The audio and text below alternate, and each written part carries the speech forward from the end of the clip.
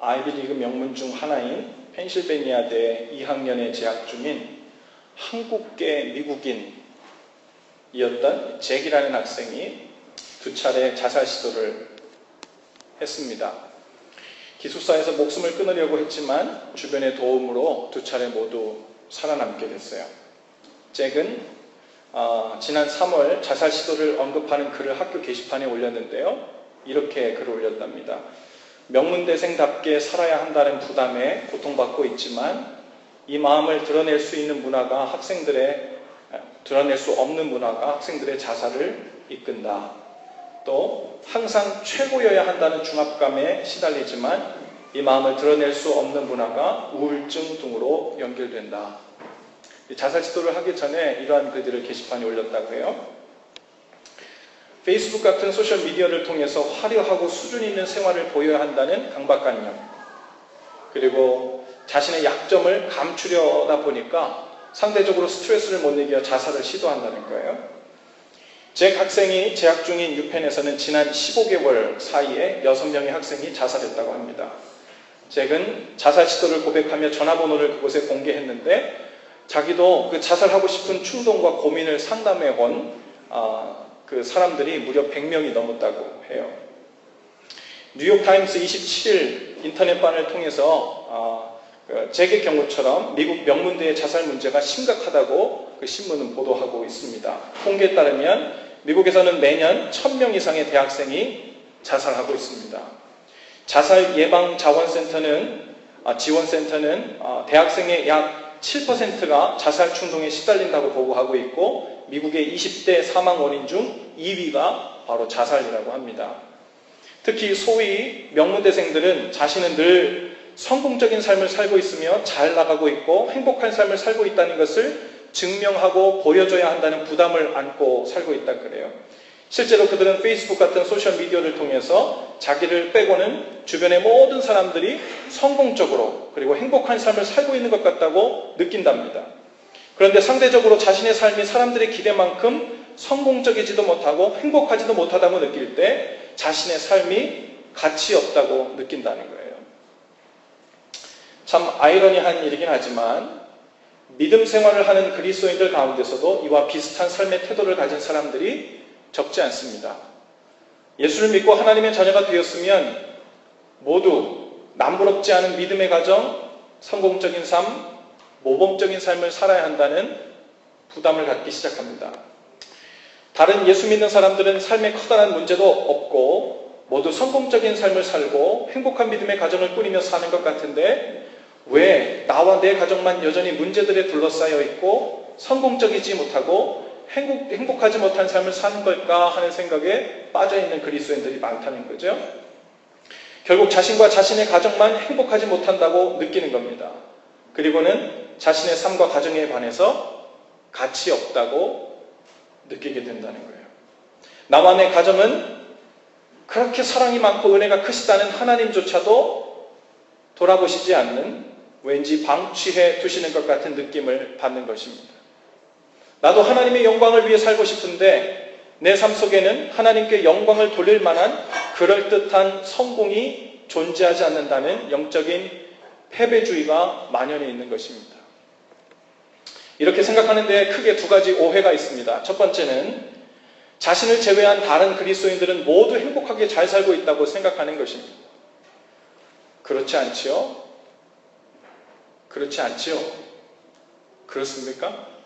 아마도 저를 포함해서 오늘 나와 예배하고 있는 여러분들 대부분은 아마도 개인적으로, 가정적으로, 경제적으로 혹은 관계적으로 심각한 문제 한두 가지는 모두 끌어안고 살고 계실 것입니다.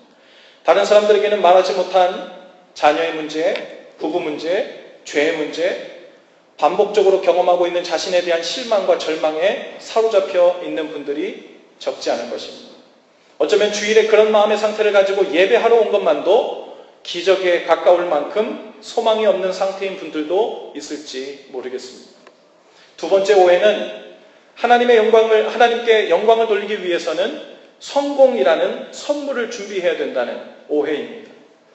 어느 정도 성공을 거두어 사람들이 부러워하고 칭송할 만한 위치에 오르거나 그러한 인생의 성취가 있을 때야만 하나님께 영광 돌릴 수 있다는 생각입니다.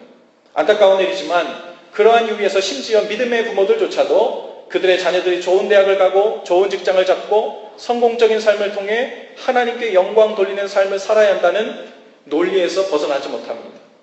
하나님의 영광이라는 이유만 달랐지 사실 아이들에게 반드시 세상 사람들에게도 꿀리지 않을 만큼 성공적인 삶을 살아야 하고 행복하지 않으면 안 된다는 압박과 부담을 주는 것이 믿음이 없는 부모들과 크게 다르지 않습니다.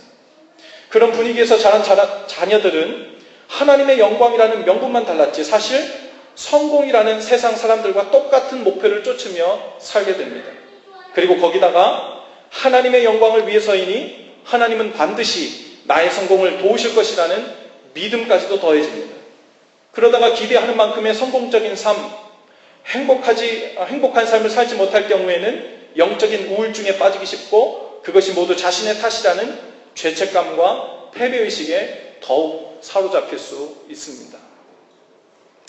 여러분, 진정으로 하나님의 영광을 위해 사는 사람들에게는요, 뚜렷한 삶의 증거가 하나 있습니다. 그 증거는 성공도 아니고 기적도 아니고 바로 자유함입니다. 어떤 일에 실패를 하든 성공을 하든 사람들이 알아주든 알아주지 않든 하나님께서 원하시는 곳에 원하시는 모습으로 사용하실 수 있도록 나의 삶 전체를 내어드렸다는 것만으로 이미 하나님께 영광이 되고 있다는 것을 믿기 때문에 오는 자유함입니다. 하나님의 영광만을 추구하며 살고 있는 그 상태로 이미 감사하고 자유한 것입니다. 하버드대 경제학과를 졸업하고 MBA 농구에 도전한 제레미 린이라고 하는 사람이 있습니다. 세상적인 성공을 추구하고 자신이 농구를 얼마나 잘하는지 증명하는 것에만 관심이 있던 이 사람이 어떻게 하나님의 영광을 위해서 살게 되는 그 자유함 가운데로 돌아서게 되는지 제가 짧은 영상을 준비했는데 함께 보십시다.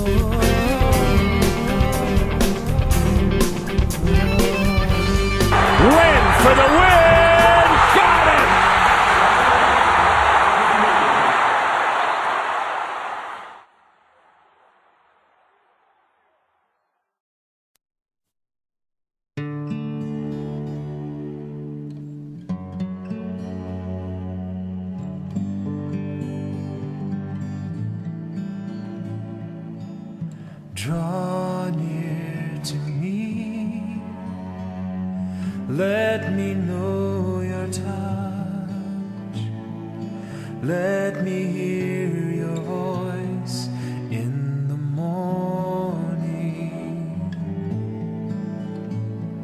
make me like you,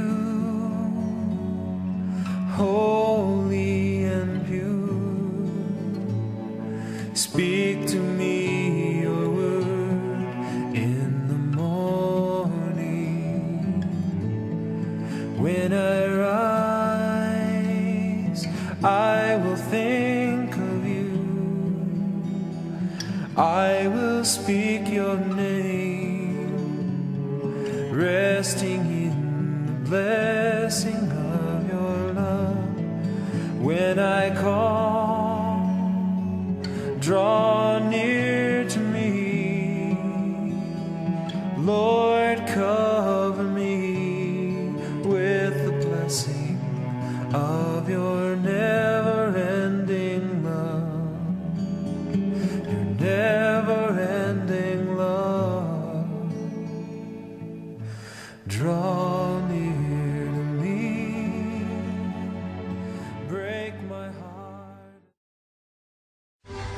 trusting in God and playing basketball for God, the better. When we hear the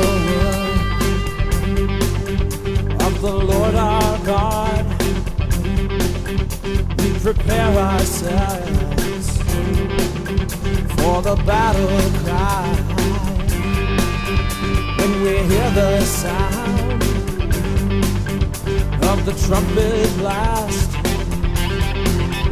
all the people shout and the walls come tumbling down. I'm just thankful to God for this opportunity to be able to come out here and play with this team and this organization. We just played hard together. We play hard, we play together, and we're just thankful to get out here with the win. Like Joshua's army, we encircle the city. Who can stand before the... Clock at 5. Shumpert. Second chance opportunity. Lynn up top. Tied at 87. Lynn with the ball in his hands. Fans on their feet. 5, 4. Lynn for the win. Got it.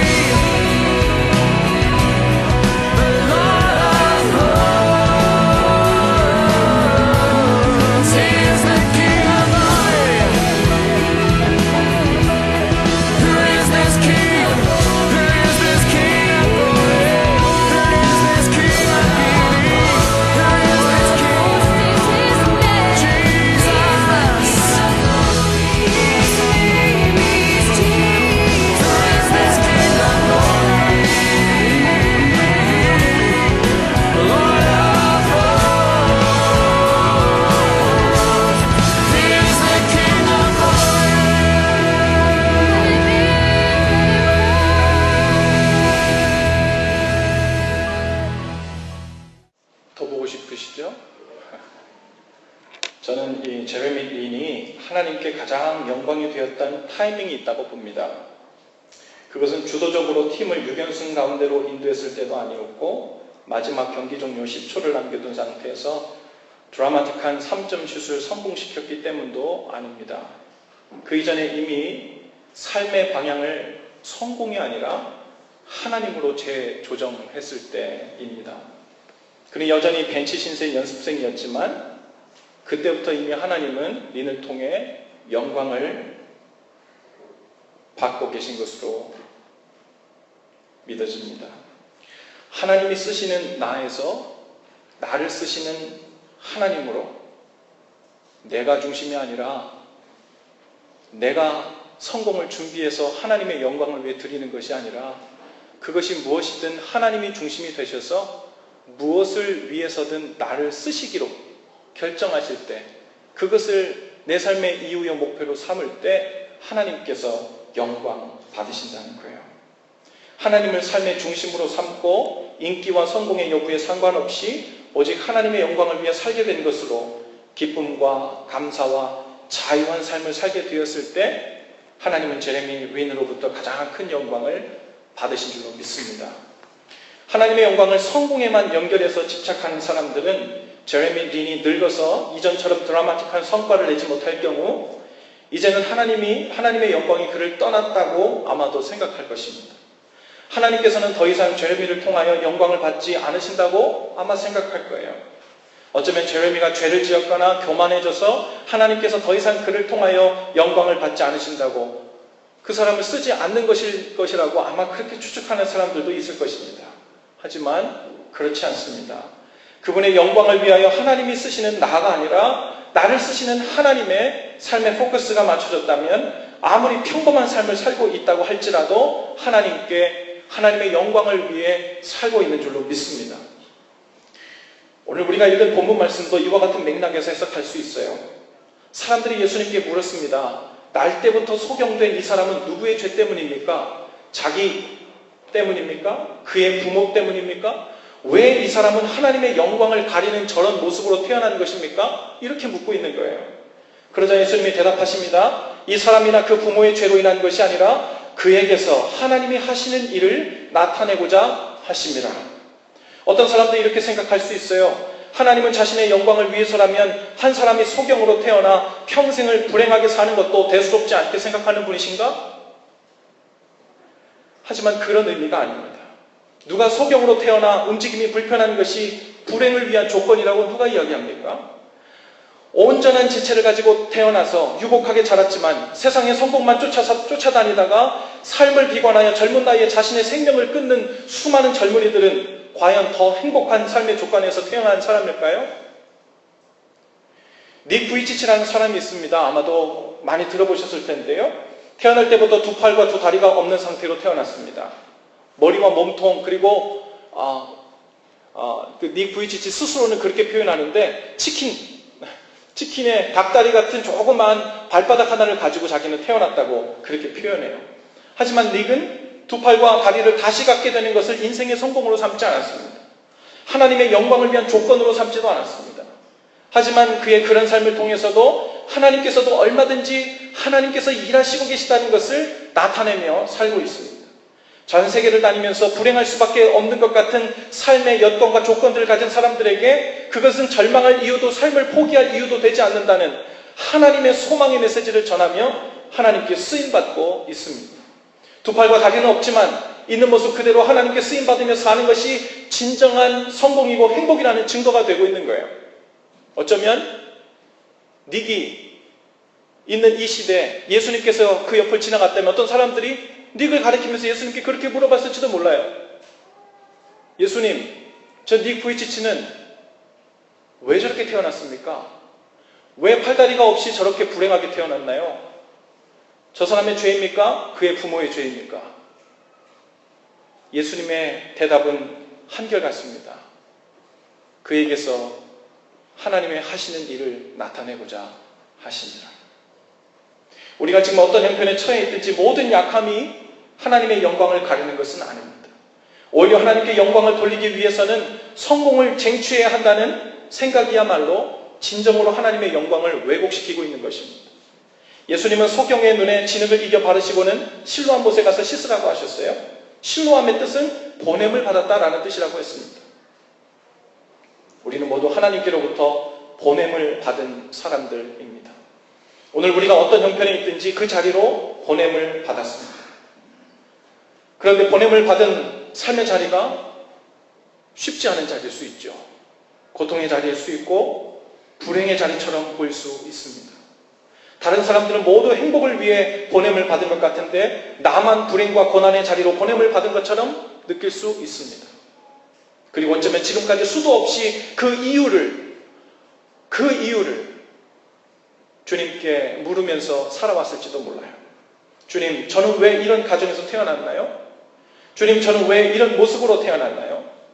주님, 저는 왜 이런 아픔과 고통을 겪었고 언제까지 견뎌내야 하나요? 그런데 그 질문에 대한 주님의 답은 하나입니다. 하나님이 하시는 일을 나타내고자 합니다. 하나님께서 과연 우리의 고통과 아픔을 대수롭지 않게 쉽게 생각하실까요? 그렇지 않아요. 성경에 보면요, 하나님의 영광으로 이어지지 못하고 불행으로, 아픔으로, 고통으로 자신의 삶을 그리고 그 상황을 감내하며 고통당하고 있는 형편을 보면서 예수님께서 여러 차례 눈물을 흘리시는 장면이 나오죠.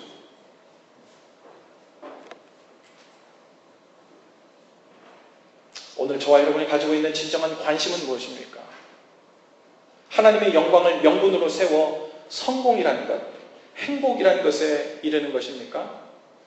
그렇다면 그것은 여전히 하나님이 아니라 내가 나 중심으로 살려고 하고 있는 것입니다.